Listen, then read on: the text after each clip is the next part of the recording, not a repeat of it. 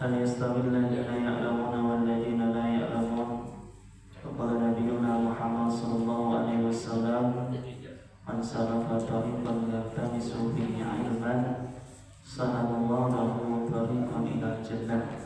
Al-hadis Allahumma qala nabiyuna Muhammad sallallahu alaihi wasallam. Alhamdulillah, bersyukur kita kepada Allah Subhanahu wa taala. Pada malam hari ini Allah Subhanahu wa taala masih memberikan kita nikmat untuk melaksanakan sholat maghrib dengan berjamaah, dilanjutkan dengan pengajian Riyadhus Shalihin. Semoga Allah jadikan kita termasuk orang-orang yang taat kepada Allah Subhanahu wa taala. Allah berikan kita berkah umur, berkah rezeki, berkah ilmu. Anak-anak kita jadi anak-anak yang soleh, anak-anak yang taat kepada Allah Subhanahu wa taala. Yang punya hutang, semoga Allah lunasi hutang-hutangnya. Yang punya masalah, semoga Allah selesaikan masalahnya. Dan untuk kita semua, semoga istiqomah menjalankan perintah Allah, mati dalam keadaan husnul khatimah. Ala hadiniyah wa likulli niyatin salihah ila hadrati Nabi Mustafa Muhammad sallallahu alaihi wasallam wa dzurriyyatihi wa ali baitihi syai'un lahum al-Fatihah. A'udzu billahi minasy syaithanir rajim. Bismillahir rahmanir rahim. Alhamdulillahi rabbil alamin. Ar-rahmanir rahim. Maliki yaumiddin. Iyyaka na'budu wa iyyaka nasta'in. Ihdinas siratal mustaqim. Siratal ladzina an'amta 'alaihim ghairil maghdubi 'alaihim waladdallin. Bismillahirrahmanirrahim. Hadis nomor 961. Perjalanan yang terbaik adalah berjalan dengan 4 orang atau lebih. Jadi kita sedang membahas tentang adab safar, Pak ya. Adab-adab atau hal-hal yang dianjurkan ketika kita melakukan safar. Di mana safar yang kita maksud adalah perjalanan sekitar 80 kilo lebih. Jadi karena perjalanannya 80 kilo dan perlu Bapak pahami, zaman dulu tidak ada bis, zaman dulu tidak ada mobil. Orang itu naiknya onta, keledai atau kuda. Dan zaman dulu tidak ada jalan raya seperti yang kita pahami ya. Sehingga tentunya perjalanan 80 kilo lebih di zaman dulu itu lebih ekstrim, ya, lebih menantang dibandingkan perjalanan kita di zaman sekarang. Namun walaupun hadis yang kita bahas adalah hadis yang menceritakan tentang sahabat di masa lalu, namun ini juga masih berlaku untuk zaman sekarang. Jadi perjalanan yang terbaik adalah berjalan dengan 4 orang atau lebih. Wa an Ibnu Abbas radhiyallahu anhu, ani Nabi sallallahu alaihi wasallam qala, khairus sahabah arba'ah wa khairus saraya arba'u mi'ah wa khairul julusi arba'atu alaf wa la yughlaba isna asyara alfan min qillatin. Rawahu Abu Dawud wa Tirmidzi wa qala hadisun hasan.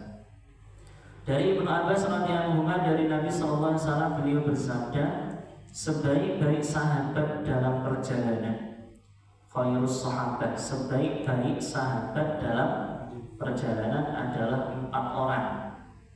Dan sebaik-baiknya pasukan penyerang adalah 400 orang.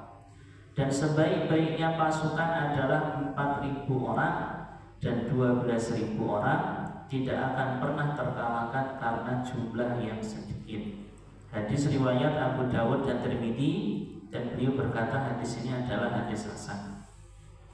Di sini ditampilkan 3 poin, Pak. Pertama adalah khairus sahabat, ya, sebaik-baik sahabat ketika dalam perjalanan. Ya, keterangan manfaat penyebutan 4 orang dalam hadis ini adalah bahwa 1 orang akan menjadi pemimpin. Tentu harus ada amirnya. Gak boleh orang gak ada amirnya, Pak. Nanti gak terkoordinir ya. Bahasa kita nih, kalau orang jalan semaunya itu pasti gak nyampe tujuan. Dengan adanya amir, nanti bisa ditentukan kita istirahatnya berapa kali, mau istirahat di mana, kira-kira kalau mau makan apa, seperti itu Pak. Itu harus ada amir. Rombongan yang tidak dipimpin oleh seseorang, maka rombongan ini akan dipimpin oleh setan. Maknanya rombongan ini dipimpin oleh setan adalah setiap orang itu mengatur dirinya sendiri. Jadi gak karuan. Bapak nanti yang mau jalan-jalan ke mana itu bilang, itu pun harus ada amir rombongan, harus ada pemimpinnya yang ngatur. Nanti kita berhenti di mana, istirahat di rest area mana, kira-kira kalau istirahat berapa menit kita kumpul lagi, itu harus ada. Bahkan untuk haji dan tawaf ini setiap jamaah ada pembimbingnya, ada amirnya. Jadi satu orang akan menjadi pemimpin, dan kedua adalah pelindung pasukan, dan dua yang lain adalah asisten. Jadi dengan 4 ini sempurna Pak. Ada yang jadi pemimpinnya, ada yang jadi pelindungnya, ada yang jadi asistennya. Ya minimal lah, kalau 4 orang ini kebelet 2 itu masih ada 2. Kalau seandainya 4, yang 3 tidur masih ada 1. Nah kalau cuma 2 orang, satu ngantuk, bubar Pak. Bubar Pak. Perjalanan dulu kan banyak begal Pak, zaman dulu kan ya namanya perjalanan zaman Nabi kan gak sama dengan zaman sekarang. Kalau orang ingin menyerang 1 orang itu mudah sekali, ingin menyerang 2 orang juga mudah. Kalau 4 insya Allah lebih aman Pak. Jadi orang mau nyerang itu juga agak mikir-mikir, karena jumlahnya berapa? 4. Syukur-syukur lebih dari 4, mungkin bawa 5, 6, 7 ya. Maka tentunya rombongan yang lebih banyak orangnya akan lebih baik dalam perjalanan. Dan yang disebut dengan pasukan penyerang, di sini ada kata khairus saroya ya, sebaik-baiknya pasukan penyerang. Saroya ini adalah disebut dengan pasukan penyerang adalah unit pasukan yang bergerak dan kembali kepada pasukannya. Jadi zaman Nabi ada istilah saroya. Saroya itu pasukan yang Nabi gak ikut. Biasanya mereka dikirim untuk memata-matai, satu, yang kedua untuk melihat sikon dan kondisi daripada musuh. Maka di sini paling bagus saroya itu berapa? 400 ya, 400 orang. Insya Allah aman. Dan yang dipahami dari kalimat 12.000 orang tidak akan pernah terkalahkan karena jumlah yang sedikit. Pasukan ini tidak akan pernah dikalahkan karena jumlah yang sedikit, melainkan dia akan dikalahkan karena sebab yang lain, sebagaimana karena sebab ujub, bangga diri, atau sebab yang lainnya. Jadi kalau Bapak punya pasukan 12.000 itu sudah pasti menang Pak. Dengan catatan 12.000 ini gak sombong. Makanya di zaman Nabi Musa alaihissalam ketika ingin melakukan satu peperangan, maka ditanya, adakah di sini yang punya tanggungan di rumah? Kalau punya tanggungan di rumah jangan ikut. Adakah di sini yang masih punya pekerjaan yang belum diselesaikan? Jangan ikut. Jadi dipilih betul Pak, pasukan pilihan. Karena sebenarnya umat Islam menang itu bukan karena jumlah. Umat Islam itu mendapatkan kemenangan karena sama-sama yakin atas pertolongan Allah Subhanahu wa taala. Hal itu terbukti ketika perang Badar, di mana sahabat jumlahnya 313, sementara orang kafir yang dipimpin oleh Abu Jahal itu sekitar 1.000. Namun 313 mampu mengalahkan 1.000. Itu atas pertolongan Allah, bukan karena jumlah. Namun jika pasukannya 12.000 Pak, dan semuanya aman, tidak sombong, tidak ujub, itu tidak akan terkalahkan. Tapi ngumpulin pasukan 12.000 ya lumayan ya. Berikutnya, dan Imam Al-Askari menambahkan, dan yang terbaik dalam barisan terdepan adalah 40 orang. Jadi hadis ini membahas banyak hal ya. Tapi yang kita ambil dari hadis ini yang kalimat awal, khairus sahabah arba'atun. Jadi kemarin kita sudah bahas kalau bisa berangkatnya dari awal pagi ya. Terus kita bahas apa lagi banyak? Harinya hari Kamis ya, terus ada yang mimpin, Jumlahnya kemarin minimal 3, 4 lebih baik, lebih dari 4 lebih bagus lagi. Jadi sebelum Bapak melakukan perjalanan, silakan mengambil daripada poin-poin yang pernah kami sebutkan. Ya, mencari hari pertama, harinya paling bagus hari Kamis. Waktunya paling bagus waktu pagi berangkatnya, ya. Terus harus ada pemimpin rombongan, jumlahnya 3 dan 4. Kalau masuk sini jumlahnya 4. Berikutnya bab tentang etika bepergian. Jadi nanti akan ada hadis-hadis yang menerangkan tentang bagaimana ketika kita sedang bepergian, berhenti, bermalam, dan tidur selama perjalanan, serta keinginan untuk tidur di malam hari dan bersikap baik terhadap hewan, dan senantiasa menjaga kemaslahatan hewan maksudnya Pak di sini, dan memerintahkan orang-orang yang melalaikan haknya untuk menunaikannya, melalaikan haknya dabbah atau hewan, dan dibolehkannya menunggangi binatang jika binatang itu mampu. Jadi kalau binatangnya nggak mampu, misal kambingnya kecil dinaiki 2 orang mati itu Pak. Ya, maksudnya itu juga dibahas di hadis itu loh Pak. Artinya kan kendaraan zaman dulu itu kan kaki 4. Lah kaki 4 ini boleh dinaiki, boleh, dengan catatan kapasitas yang naik tidak membebani hewan tersebut. Loh, kalau ada hewan dinaiki sampai hewannya nggak bisa jalan sampai ngesot, kan berarti dolim kita Pak. Udah ketahui hewannya kecil, yang naik 5 besar mati. Ya, itu bukan menaiki kendaraan, itu namanya membunuh hewan. Nah ini dibahas. Kalau bahasa kita sekarang ya, kalau motornya Beat ya yang naik ya 2 orang yang kecil-kecil. Motor Beat dinaiki orang gemuk-gemuk ya pecah bannya. Ya. Itu ternyata hal seperti itu ada Pak. Jadi memprediksi kapasitas pengendara, kayak kalau kita naik Grab kan ada yang kapasitas berapa? 4 orang, kapasitas 5 orang. Seperti itu ada di dalam aturan mobil. Ternyata zaman dulu juga ada. Zaman dulu pun juga Nabi membatasi, jangan sampai hewannya mampunya 2 dinaikin 3, akhirnya hewannya nggak bisa jalan. Nah ini di dalam hadis kita bahas. Hadis nomor 962, An Abi Hurairah radhiyallahu anhu qala Rasulullah sallallahu alaihi wasallam, "Idza safartum fil khisbi fa'atu al-ibila haddaha minal ardi, wa idza safartum fil jadbi fa'asri'u 'alaiha as-sayra wa badiru biha nikyaha, wa idza arrastum fastanibu at-tariq fa innaha turuqud dawabi wa ma'wal hawami bil-laili." Rawahu Muslim. Dari Abi Hurairah radhiyallahu beliau berkata, baginda Rasulullah SAW bersabda, jika kalian berjalan di tanah yang subur, idza safartum fil khisbi, tanah yang subur, maknanya subur itu banyak rumput. Dan kita perlu pahami bahwa zaman dulu nggak butuh bensin. Enak loh Pak, naik onta itu enak.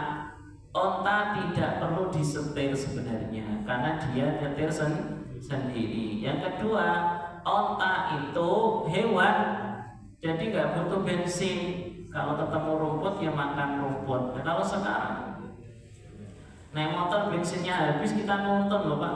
Oh lumayan itu kalau motornya motor besar, kehabisan bensin kayak apa capeknya. Dan zaman dulu kalau punya kendaraan onta, di tengah perjalanan bapak kelaparan, maka ontanya bisa disembelih, dimakan. Kalau zaman sekarang bapak nggak punya duit, motornya jual ya. Motornya dijual kan sama aja sebenarnya. Motornya dijual jadi duit buat makan. Tapi lebih nyaman zaman dulu sebenarnya, nggak polusi ya. Pertama tak baca lagi. Jika kalian berjalan di tanah yang subur, berikanlah padang rumput kepada onta-onta kalian. Jadi kalau lagi jalan di situ ada rumputnya, ya jalannya pelan Pak. Jangan ada rumputnya, jalannya cepat, akhirnya ontanya nggak bisa makan. Jadi termasuk hikmat memberikan kenyamanan bagi onta ini juga berpahala. Jika kalian berjalan di tanah yang tandus, tidak ada rumput, percepatlah langkah kalian dan buatlah mereka berlutut. Jika kalian berkemah di malam hari, hindarilah jalan raya, karena jalan raya merupakan jalur hewan dan merupakan tempat tinggal binatang-binatang di malam hari. Artinya larangan bikin kemah di tengah jalan itu ada hadisnya. Larangan ya termasuk udah tahu jalanan orang bapak bikin tempat duduk di situ, akhirnya ganggu orang lewat, itu juga nggak boleh. Nggak boleh ganggu orang lewat, nggak boleh. Ya termasuk bikin acara hajatan, gitu kan. Udah tahu jalan ditutup. Sebenarnya hal seperti itu di hadis itu ada. Ya, orang bermalam itu kan darurat, toh Pak. Bermalam itu bukan hal yang tidak darurat. Saya bilang darurat. Zaman dulu nggak ada hotel. Zaman dulu nggak ada hotel. Itu pun diatur, jangan di tengah jalan. Itu jalan tempat jalan hewan. Nanti hewannya nggak berani jalan gara-gara ada bapak, gitu loh Pak.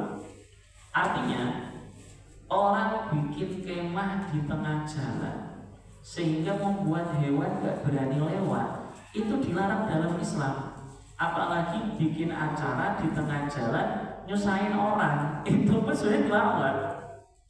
Walaupun bahasanya sudah izin RT, walaupun bahasanya sudah kesepakatan warga, tapi pengguna jalan kan bukan warga saja.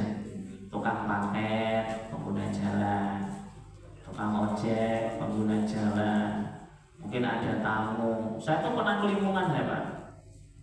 Jadi saya mau ngajar pengajian, saya itu hanya tahu satu jalan, jalannya ditutup. Bingung saya mau lewat mana? Ya kan? Lewat sana Pak. Gitu lewat sana sama kesasar ya. Ya Allah, ini orang hajatan nyusahin orang. Maka saya termasuk orang yang mendukung kalau ada acara bikin di gedung itu bagus. Di gedung, di masjid Al-Aqwa, itu bagus sebenarnya. Kenapa? Tidak mengambil hak jalan, ya, tidak mengambil hak jalan. Dan perlu Bapak pahami, orang-orang dulu kalau mereka bikin hajatan nutup jalan, maka sekitar kanan kirinya itu dikasih makanan. Dikasih makanan Pak, bahasa kita itu berkat gitu loh. Jadi karena dia nutup jalan, maka orang-orang dikasih makanan. Kalau sekarang kan enggak Pak. Sekarang udah nutup jalanan, tetangganya nggak dikasih apa-apa, dikasih cuma sampah doang. Ya Allah, itu kadang nggak masuk di pikiran manusia. Padahal itu ada aturannya. Di sini dalam hadis ini saja, ini kan ada hadisnya. Fastanibu at-thariq fa innaha turuqud dawab. Jangan bikin kemah di tengah jalan raya, karena itu jalannya hewan, gitu loh. Mengganggu hewan lewat saja itu nggak boleh Pak, apalagi ganggu orang. Kalau membuat hewan tidak leluasa untuk lewat saja dilarang, apalagi kita sampai menutup jalan, membuat orang benar-benar kesusahan untuk lewat. Nah ini juga termasuk Pak, sudah tahu ini jalanan umum, dibangun rumah, mentang-mentang itu tanah bapaknya. Nah ini juga. Maka dalam hadis Nabi, orang yang memberikan kemudahan bagi saudara muslimnya, maka Allah kasih kemudahan untuk dia. Tapi kalau dia menyusahkan saudara muslimnya, nanti dibikin susah sama Allah. Ya, sudah tahu itu jalanan tempat teman-teman lewat, ditutup sekalian, bangunannya dimepetin, akhirnya orang nggak bisa lewat. Ada beberapa rumah-rumah yang jalanan itu sempit sekali Pak, jadi lewat itu harus miring baru bisa. Itu yang punya rumah apa nggak mikir? Yang punya rumah nggak mikir kan kalau orang lewat gimana? Apa nggak nyusahin tetangga belakang? Itu di dalam Islam sendiri Pak, dalam kitab fikih. Jika ada orang bangun rumah, kemudian tetangganya nggak dapat angin, gara-gara tembok rumah tetangga, nanti di akhirat yang punya tembok ini dituntut. Gara-gara yang punya rumah ini tetangganya nggak kena angin, karena ditutup sama tembok tetangganya itu. Itu ada loh Pak, pembahasannya itu. Jangan sampai rumahmu menutup angin rumah tetangga. Nah ini udah tahu rumah sebelahnya akses anginnya di depan, di tembok tinggi banget. Akhirnya nggak punya angin, nggak ada udara pengap gitu, nyusahin orang. Maka orang-orang beriman itu bangun rumah harus ngaji. Bangun rumah itu butuh ngaji tadi. Jadi kalau nggak ngaji, kita ini banyak nyakitin tetangga kita, tapi kita tidak sadar. Bahkan orangnya sudah mati, rumahnya masih nyakitin tetangganya. Ya Allah, orang itu sudah mati, jadi kubur, tapi rumahnya masih nyakitin tetangganya. Rumahnya nyempitin jalan, rumahnya nggak bisa akses angin masuk ke tetangganya. Itu orang yang sudah mati, Pak, jariah dosanya tetap ngalir gitu. Dosa tidak nakut-nakutin di sini. Tapi ini saya sampaikan sesuai dalam kitab fikih, sesuai dalam hadis. Ini pembahasan bertetangga, pembahasan tentang haknya jalan, hak orang lain, ini semua dibahas dalam Islam. Islam tidak pernah membahas hanya sholat, Pak. Islam membahas sosial, bahkan sosial lebih tinggi daripada ibadah. Ya, jangan sampai ya gara-gara kita punya rumah nyusahin orang lain. Maka orang-orang dulu kan, saya lihat rumah-rumah orang dulu tuh enak apa ya. Jadi rumah ada halamannya plong gitu kan, nggak gangguin orang. Kalau sekarang kan memang tanahnya mahal ya, jadi dipepet-pepetin banget. Kadang tembok satu bagi dua. Akhirnya nggak ada jendelanya, jendelanya nggak bisa. Rumah-rumah dulu kan jendela kanan kiri bisa dibuka. Kalau rumah sekarang mana ada jendela kanan kiri? Tembok semua, ya.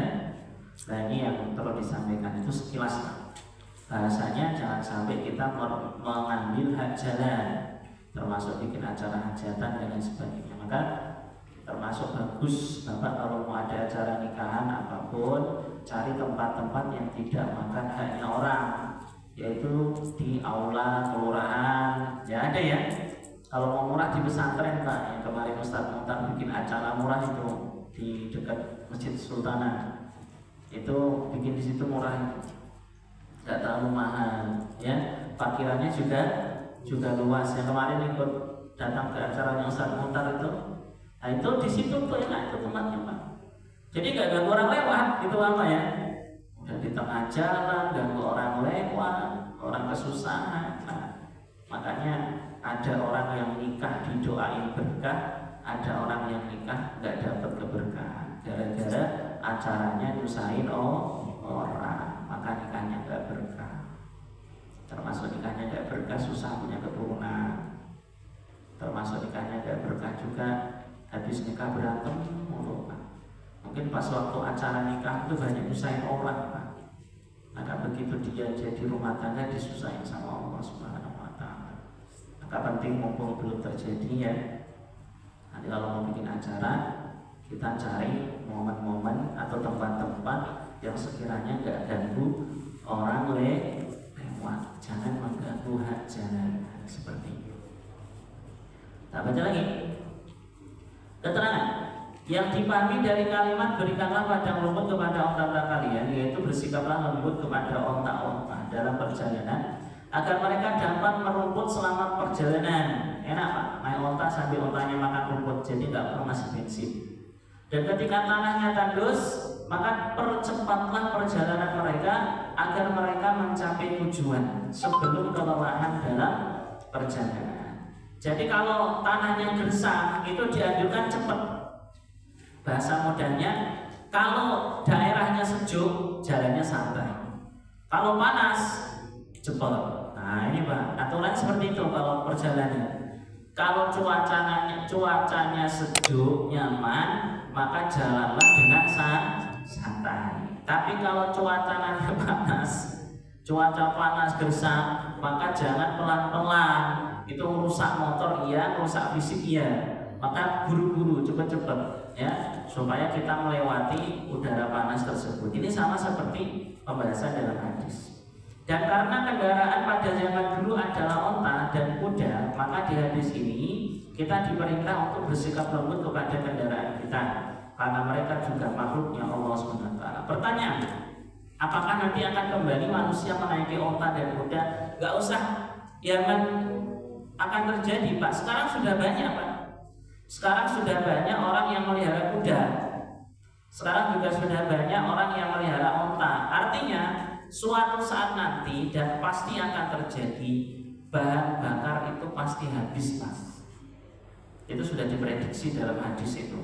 Bahan bakar akan habis dan manusia akan kembali ke zaman batu. Jadi nanti gimana caranya Allah nggak tahu lah. Yang jelas itu ada hadisnya. Nanti semuanya manusia akan kembali ke zaman dulu, pakai kuda lagi, pakai onta lagi. Nah sekarang kan karena bahan bakar mulai agak menipis, orang bikin mobil listrik, ya apa-apa serba listrik. Nanti kalau listriknya habis juga gimana? Repot Pak. Akhirnya kembali lagi kepada zaman dulu. Saya merasakan sekali orang-orang dulu itu tidak bergantung listrik Pak. Air dari sumur, masak nasi pakai kayu, apalagi Pak? Listrik itu cuma dipakai buat penerangan zaman dulu.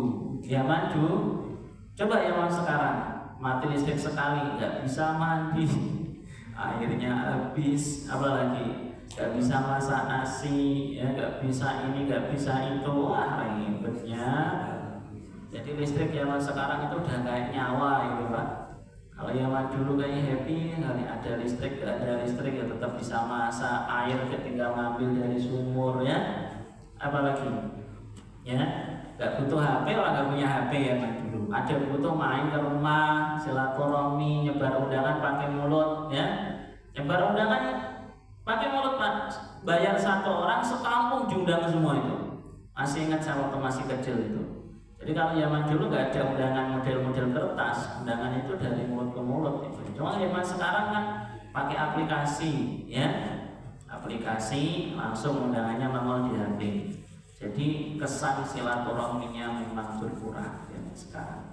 Jadi kalau mau rukun banget ya rukunan orang-orang dulu. Berikutnya hadis nomor 963. Wa an Abi Qatadah radhiyallahu qala kana Rasulullah sallallahu alaihi wasallam idza kana fi safarin fa arsa bil lail ittaja'a la yamini wa idza arsa qabaila subhi nasaba jir'ah wa wada'a rasa ala kafir wa muslim.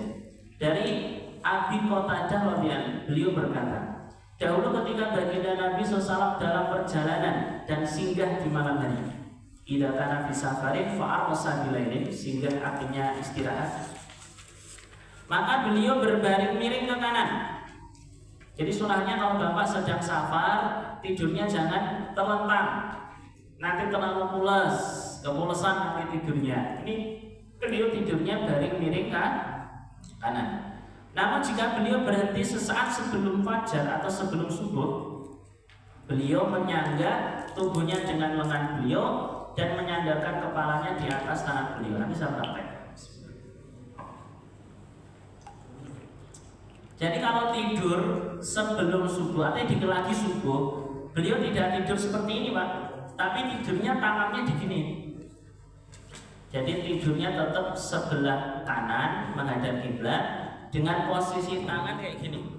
Ini kayak gini, kayak gini. Ya nggak enak, memang nggak enak. Tidur seperti itu memang nggak enak. Kalau tangannya tegak gini kok, enak dari mana? Tujuannya biar tidurnya gak terlalu pulas. Udah tahu 5 menit lagi subuh, pakai kasur tebel, bantal 2, selimutan, AC nyalain yo. Bangun di jam 9 pagi. Loh, ini memang seperti itu. Ini juga berlaku untuk tidak safar juga. Jadi Bapak kalau sudah mau subuh tapi mau pikiran agak capek, ya udah Bapak posisi tidurnya sebisa mungkin tidur dalam posisi yang cepat bangun. Tidur semiring kanan atau tidur dengan tangan menyangga kepala seperti ini. Ini tidurnya nanti. Ya, tidur dengan lengan beliau dan menyandarkan kepalanya di atas tangan beliau. Keterangan para ulama berkata bahwa baginda Nabi SAW hanya mengangkat tangannya agar tidak tertidur lelap dan tidak ketinggalan sholat subuh. Nabi pernah Pak? Nabi pernah subuh telat pernah, tapi nggak sering. Tapi nggak sering. Dan Nabi kalau telat, sahabat tetap nungguin. Nah ini bedanya. Kalau zaman sekarang kan imamnya telat, koma. Ya sekarang gini Pak, saya sangat kesal sekali dengan bapak saya. Jadi bapak saya imam subuh, itu dibangunin sama muadzin. Pak Khairul, bangun Pak, subuh dibangun. Karena orang di tempat kami itu di Jawa itu yang bukan imam itu nggak berani imamin. Andai kan dia nikah imam, yang lain nggak mau jadi makmum. Itu Pak di Jawa Pak, di tempat saya. Jadi kalau imamnya nggak datang, itu mereka malah memilih sholat sendiri-sendiri. Itu pernah waktu dulu saya masih SMP, saya muadzin, saya adzan sholawatan, imamnya nggak datang. Gimana imamnya nggak datang? Ya udah diimamin siapa aja, nggak ada imamnya, sholat sendiri-sendiri. Nah, sholat sendiri Pak. Terus saya tanya sama bapak saya, kenapa pada sholat sendiri-sendiri? Kan bisa diimamin salah satu. Jawabannya simpel, nggak mantep. Gitu loh. Alasannya cuma itu. Itu orang-orang tuh nggak mantep Mereka nggak mantep kalau diimamin bukan imam aslinya tuh nggak mantep. Jadi sampai subuh pun dibangunin Pak. Bapak saya kalau agak kasihan dibangunin, tapi nggak sering Pak. Benar-benar diketok pintu rumah. Ya Pak Nabi juga gitu. Nabi dibangun sama Bilal. Ya Rasulullah, as-sholatu khairum minan naum, as-sholatu khairum minan naum. Gitu Pak cara Bilal bangunin. Lah karena Nabi sering dipanggil as-sholatu khairum minan naum, Bilal bin Rabah izin, ya Rasul, gimana kalau as-sholatu khairum minan naum ini dipakai ketika adzan subuh? Maka kata Nabi silakan. Maka di dalam adzan subuh ada namanya taswib. Taswib itu membaca as-sholatu khairum minan naum. Hukumnya gimana? Wajib apa tidak? Juga wajib Pak. Nggak baca pun nggak apa-apa, adanya tetap sah. Dulu ada nggak baca as-sholatu khairum minan naum, balikin, ulangin dari awal, kasihan. Kalau udah lewat aja udah. Baca as-sholatu khairum minan naum dibalik dari awal lagi. Kasihan yang ada. Ya, itu taswib namanya. Ya, lebih sempurnanya dikasih as-sholatu khairum minan naum. Ya, kenapa bukan as-sholatu khairum minad dunya? Kenapa as-sholatu khairum minan naum? Karena memang subuh orang itu banyakan tidur, ya, bukan banyak nyari duit, yang ada tidur. Maka kalimat yang paling pantas ya as-sholatu khairum minan naum. Jadi kalau pengen bangun cepat, tidurnya jangan terlalu posisi nyaman ya kalau mau subuh itu. Baik tepat waktu maupun paling awal waktu, dan tidur miring kanan adalah posisi yang paling mulia. Dan juga untuk mencegah tertidur lelap, karena hati menjadi lebih waspada sehingga lebih kecil kemungkinan untuk terlelap. Jadi memang tidur posisi miring kanan itu gak nyaman Pak. Tapi tidur itu lebih baik karena memudahkan orang untuk cepat bangun. Jangan sampai udah tidurnya terlentang, ngiler, ya. Ya Allah, ini jangan. Pakai tidur dengan posisi yang mulia gitu, posisi yang paling asrof. Tidur ngikutin Nabi, posisi miring menghadap kiblat. Berikutnya hadis 964. Wa Anas radhiyallahu qala Rasul sallam alaikum bidulja fa inal arda tutwa bil laili. Tak baca. Dari Anas radhiyallahu beliau berkata, baginda Rasulullah bersabda, berpergianlah di malam hari, karena bumi dilipat di malam hari. Perjalanan di malam hari lebih cepat. Hadis riwayat Imam Abu Dawud dengan sanad yang hasan. Keterangan, hewan akan mudah menempuh jarak yang lebih jauh di malam hari, terutama di akhir malam. Ini kita masih membahas kendaraan, ya. Ini tidak ada pertentangan dengan hadis yang kemarin, di mana hadis kemarin kita bahas bahwa safar paling bagus dimulai pagi. Ini kita kan sedang membahas Pak, kalau Bapak pengen cepet malam jalan, jangan malam tidur terus, gak nyampe nanti. Jadi terutama malam itu jalan menjelang mau subuh, yang mungkin jam 3 jam 2 jalan start itu Pak. Itu jalanan lebih senggang, itu memang betul tuh. Saya itu kalau ngajar pengajian di Rempoa itu berangkat setengah 4. Jalan lancar banget Pak, nggak macet itu Pak ya. Dari rumah ke Rempoa itu udah lulus lancar. Memang jam-jam segitu kan sepi Pak. Coba kalau jalannya siang gitu, jam-jam anak sekolah, sini ke perapatan Duren aja bisa sampai 15 menit ya, bisa mungkin lebih lama karena macet. Nah ini maka ini ada hadis ya, berpergianlah di malam hari karena bumi dilipat di malam hari. Perjalanan di malam hari lebih cepat dan mudah dibandingkan di siang hari karena aktivitas mereka yang meningkat di tengah kesejukan dan barokahnya akhir malam. Dan hadis ini tidak bertentangan dengan hadis kemarin yang menerangkan kesunahan awal berangkat di pagi hari karena awal berangkat pagi, dan jika ingin cepat sampai tujuan maka jalanlah di malam hari terutama malam menjelang akhir. Jadi tetap berangkatnya dari rumah pagi, tapi kalau mau cepat nyampe ya malamnya jalan, maka cepat sampai ya. Kalau nggak mau pengen cepat sampai ya udah tidur aja ya. Ini kan ada orang yang pengen cepat, makanya bis-bis ini Pak rata-rata lebih cepat malam memang. Saya pernah naik bis siang sama bis malam, itu nyampe rumah cepetan malam, apalagi kalau sudah jam 12 ke atas itu bisnya udah kecepatan maksimal itu ya. Di dalam udah tahu-tahu nyampe Semarang, tahu-tahu nyampe Demak, itu cepat sekali. Itu kalau perjalanan malam. Tapi kalau perjalanan pagi sampai rumah itu bisa isak ya, padahal kita berangkat dari Ciputat itu jam 6, sampai rumah bisa jam 6. Tapi kalau berangkatnya malam sampai rumah jam 1 malam itu udah nyampe Pak. Cepat ya kalau malam. Itu yang disebut sesuai hadis Nabi, fa innal arda tutwa bilaili. Perjalanan malam hari itu lebih cepat dibandingkan perjalanan siang. Alasannya ya malam itu sejuk, akhir malam itu barokah. Jadi karena termasuk berkah, perjalanan yang harusnya lama karena dapat keberkahan dipercepat oleh Allah Subhanahu wa taala. Sudah habis hadisnya? Ada pertanyaan? Untuk Isa 7 menit lagi masih sampai Pak. Dari hadis tadi kita mulai dari hadis 961, 62, 63 dan 64. Dari jamaah, kalau tidak ada kita tutup. Silakan.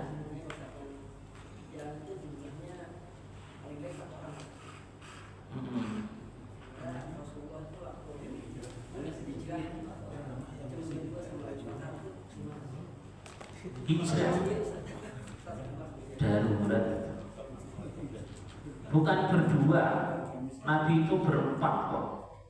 Nabi itu jalan itu bayar orang untuk Pak, bayar orang untuk nyari jalan tikus itu. Kalau kita belajar sirah Nabawi, Nabi itu ketika hijrah dari Mekah ke Madinah itu kan Nabi sama Abu Bakar tambah satu lagi kok, sama Nabi nyewa apa itu guide ya, orang yang tahu jalan ke Madinah itu yang bayar Abu Bakar itu.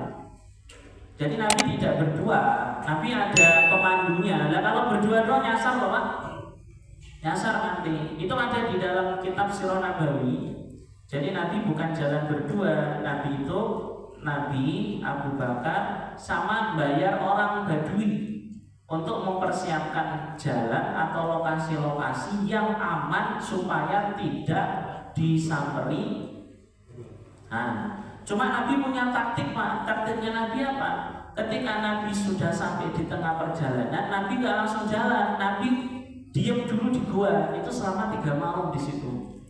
Dan nanti yang ngirim makanan Asma binti Abu Bakar, dikirim makanan. Sampai orang-orang kafir lelah mencari Rasul. Rasul mana nih? Jangan-jangan udah jauh. Ternyata Nabi masih ngumpet di gua sama Abu Bakar. Dan begitu kondisi sudah orang kafir sudah mulai apa? Mulai nggak nyari-nyari Rasul, baru Nabi jalan. Itu yang dipakai para maling-maling motor gitu Pak. Jadi maling motor juga ngelakuin hal kayak gitu loh. Dikejar, tahu-tahu bukan nyari, dia ngumpet. Jadi orang kalau sudah nyari-nyari dia ketemu, baru dia nongol. Ternyata mungkin yang maling itu pernah ngaji kali ya. Jadi udah tahu Nabi itu kayak gitu. Jadi Nabi keluar dari Mekah Ya, Nabi nggak langsung ke Madinah, Nabi sembunyi dulu selama 3 hari. Sudah kondisi aman, baru Nabi jalan. Itu Nabi ada bayar orang untuk nunjukin arah, itu ada. Itu kalau dibaca di Sirah Nabawi, Nabi tidak berdua, Nabi ada temannya. Cuma kondisi Nabi sembunyi memang berdua saja, Nabi dengan Abu Bakar. Karena memang yang dicari kan mereka berdua, Pak. Yang lainnya kan masa bodoh. Termasuk anaknya Abu Bakar saja itu nggak dicari sama orang kafir. Jadi tadi bukan Nabi berdua ya, tapi Nabi ada temannya lagi. Silakan dibaca di kitab Kholasah Nurul Yakin atau di Sirah Nabawi, itu Nabi ada temannya selain Abu Bakar. Jadi tidak berdua. Yang lain? Ada pertanyaan lagi tentang masalah safar? Dan perlu kita sampaikan, safar Jumat itu tetap wajib Jumat ya. Jadi kalau habis subuh Jumat Bapak safar, maka wajib Jumatan. Tapi kalau berangkatnya Kamis, di tengah jalan Jumat tidak wajib Jumat, tapi boleh sholat duhur. Paham ya? Jadi kalau Bapak pengen gak Jumatan gitu, maka jalannya jangan Jumat pagi, jalannya hari Kamis. Contoh saya mau ke Palembang gitu kan, saya berangkat ke Palembang dekat ke Padang gitu, saya berangkat dari rumah Kamis, udah sampai Merak kok Jumat, saya nggak wajib Jumatan karena safar saya mulainya kan Kamis. Tapi kalau saya berangkat Jumat pagi, ya harus Jumatan Pak. Harus Jumatan, nggak boleh enggak, itu harus berhenti, harus nyari masjid.